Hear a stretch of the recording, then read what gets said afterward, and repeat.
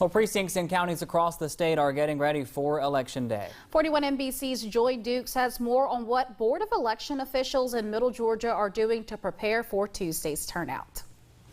Poll workers across Middle Georgia are preparing for the big day tomorrow, collecting supplies and setting up to open up at 7 a.m. While some are expecting big crowds, much like the early voting numbers, others believe they may have a smaller number of voters. After record high turnouts, we've basically done numbers comparable to a presidential election. During early voting in counties across Middle Georgia, we have over 3,000 voters in the Byron location.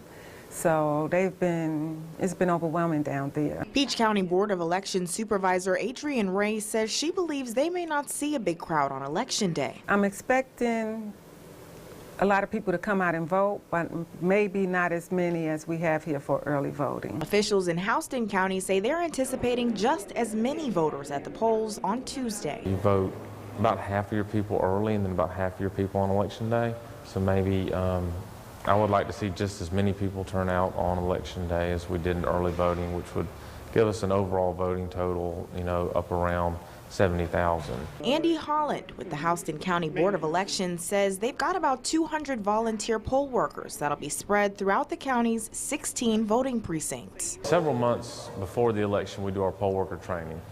We always gauge our poll workers on how many we need based on the size of the precinct, what's on the ballot for that election. Prepared to handle high volumes that may vary at different times during the day. We're still expecting there to be some lines at some precincts on first thing in the morning when they open at 7, and then toward lunchtime as people take lunch breaks from work, and then of course after 5. It's the home stretch for candidates, hopeful voters, and dedicated poll workers, starting tomorrow at 7 a.m.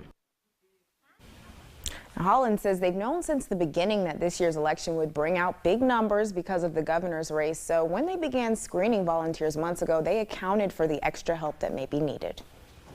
Holland also says if you're on the Secretary of State's pending list due to personal information not matching, you should still vote tomorrow. They'll just need to make the necessary adjustments first.